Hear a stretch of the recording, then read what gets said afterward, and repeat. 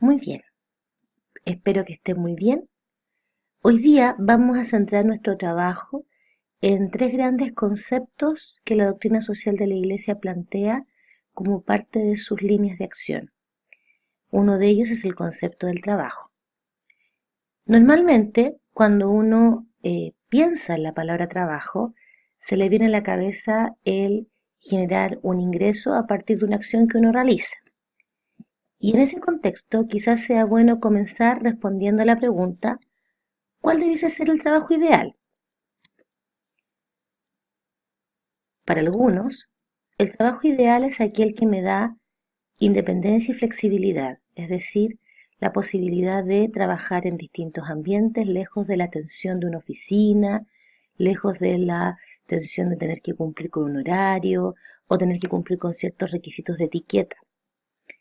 Para otros, el trabajo ideal es aquel que le permite ser su propio jefe y autogerenciarse, pero esto también conlleva una responsabilidad que implica en el fondo tener el hábito para poder hacer surgir el negocio.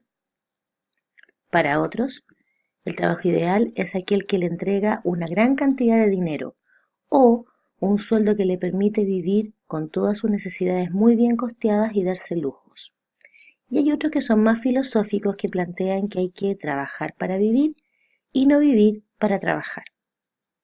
Cualquiera de las acepciones que hemos visto son válidas al momento de hablar de trabajo. Sin embargo, es necesario tener presente que, de acuerdo a la doctrina social de la Iglesia, el trabajo es una espiritualidad. No es algo solamente que yo hago con el fin de procurar un beneficio, sino que, como dedico muchas horas de mi día y muchas horas de mi vida a ejercer una labor, debo aprender también a crecer espiritualmente en esa labor que yo realizo. El trabajo también se considera un don de Dios, porque es un regalo, porque es una gracia que no todos pueden tener, y que cuando uno la tiene, por el hecho también de ser un gran regalo, una gran garantía, hay que cuidarlo, hay que protegerlo. Se considera también una vocación divina porque es un espacio donde yo aprendo, donde yo me formo y donde también puedo dejar una huella, independiente si ese trabajo en el cual uno está es aquello en lo que estudió u otra cosa. Cada espacio donde uno trabaja es un espacio para crecer.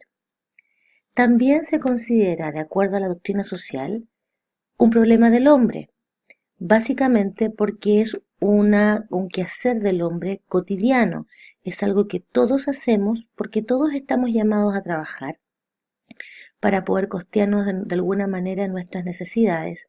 Por lo tanto, todos los estados deben siempre considerar el tema del trabajo como una problemática a ser abordada en el continuo del desarrollo de cualquier sociedad. También la doctrina social, entre otras tantas cosas, nos plantea que no debemos dividir a las personas según su trabajo. Todos los trabajos son valiosos porque todos aportan a la construcción de una sociedad. Es tan valioso el trabajo de un neurocirujano o de un físico termonuclear como el trabajo de un recolector de basura, de un cartero, de un mozo. Cada trabajo, por el hecho de ser un don, es una oportunidad también de crecimiento y es merecedor de todo nuestro respeto. Y por último, la doctrina social de la Iglesia plantea que el máximo referente en la labor del trabajo es Jesús, que aparte de ser un gran referente por ser hijo de Dios, fue también un gran referente en términos laborales, ya que era carpintero como su padre y aportó con su trabajo al bienestar de su familia.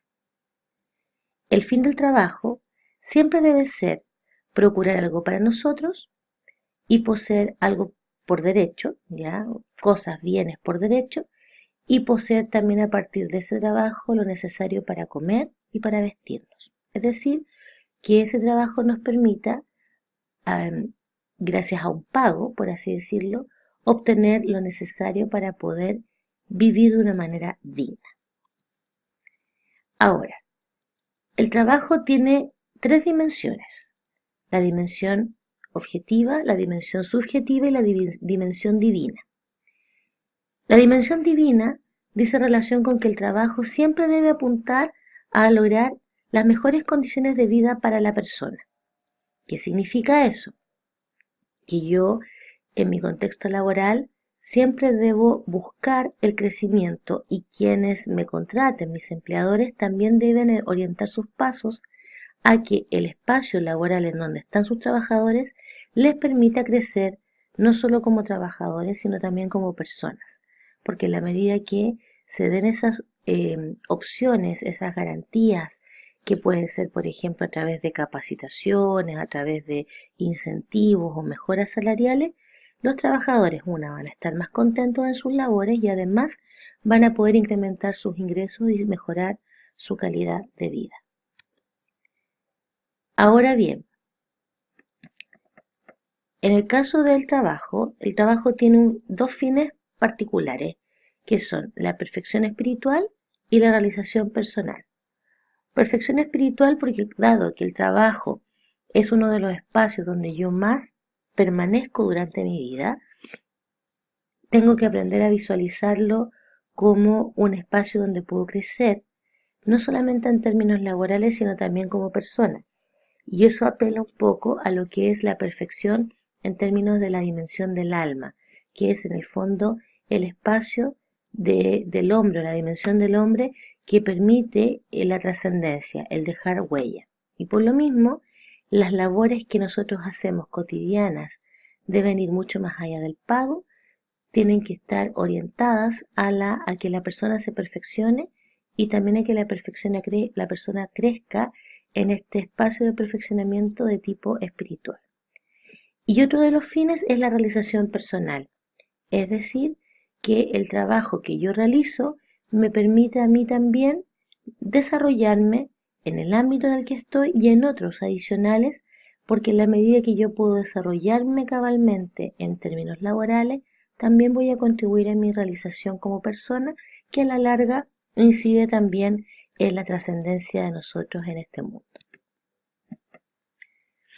Las dimensiones del trabajo decíamos que eran tres: subjetiva, objetiva y divina. La dimensión objetiva dice relación con lo concreto, con las actividades, con los instrumentos, con todo lo que permite la producción. Una mesa, por ejemplo, es parte de lo que es la dimensión objetiva del trabajo porque es lo concreto, la mesa. Y todo lo que conllevó el desarrollo de la mesa en términos de proceso también es dimensión objetiva del trabajo. Por lo tanto, decimos que la dimensión objetiva es lo que se produce. Mientras que la dimensión subjetiva dice relación ya no con lo que se produce, sino con el cómo afecta esta producción a la persona. Entonces, la dimensión subjetiva tiene relación con la repercusión que tiene esa producción en la persona que lo produce. Dos hechos de la causa. En ámbito subjetivo, fíjense que los 10 trabajos más estresantes en Chile, de acuerdo al último análisis que se hizo el año 2016, son los que vemos acá. Básicamente es una estadística que se mide en relación a la cantidad de licencias médicas que los trabajadores han extendido, licencias médicas de tipo psiquiátrico por estrés en los últimos años. Y estos trabajos son trabajos donde un grueso importante de responsabilidad que tiene que ver incluso con la vida de la persona, de las personas, recae en un trabajador o en un grupo muy reducido de personas. Por lo tanto, son trabajos que generan mucho estrés y afectan o repercuten de manera negativa a las personas que los producen. Otro hecho de la causa. En Chile, objetivamente, en la dimensión objetiva, los 5 productos que más se exportan son principalmente cátodos de cobre, el cobre y sus derivados, la uva de mesa, el yodo y el salmón congelado. Chile es reconocido a nivel mundial por esta producción y por otras tantas más, pero estas son las 5 más importantes. Y claro, si yo lo miro desde lo que se produce, es totalmente objetivo por la cantidad de producción que nosotros exportamos. Pero la repercusión que tiene esa producción objetiva en el ambiente en donde nos desarrollamos, lamentablemente es negativa, en la mayoría de los casos. Ahora bien, hay que tener presente siempre que en el caso del trabajo, este debe estar en función de la persona y no al revés, no el hombre en función del trabajo. Cuando escuchamos de casos de estrés laboral, digamos, o de licencias médicas por crisis de pánico, en términos laborales o por acoso laboral, estamos hablando de instancias donde efectivamente este postulado de que el trabajo está en función del hombre no se está cumpliendo, sino que muy por el contrario, lo que se está generando es una alta dependencia de esa persona al trabajo que realiza. Un ejemplo claro de ello son los casos en donde el trabajador ha ejercido por muchas horas seguidas sin dar respuesta ni siquiera a sus necesidades básicas, lo que ha gatillado que al cierre de un proceso la persona muera. Ahora, trabajo y capital son complementarios. Yo no puedo trabajar si no lo hago por un capital. Y a la vez el capital requiere de la labor, de la mano de obra, del trabajo. No subsiste el uno sin el otro. Siempre en ambos el principal recurso debe ser la persona. Por lo tanto, tanto el trabajo como el capital siempre tienen que tener como centro a las personas que lo ejercen o que lo requieren. Un hecho de la causa. Nuestro país es el cuarto país del mundo donde más horas se invierte en trabajar, pero esto no se condice con la productividad del tiempo destinado que usamos para trabajar, porque de esa cantidad de horas que son 2097, solamente el 50 al 70% de ese tiempo se destina a producir. El resto del tiempo, lamentablemente, se destina a otras labores y es reconocido y sabido que en muchas entidades es una cultura el sacar la vuelta, por así decirlo.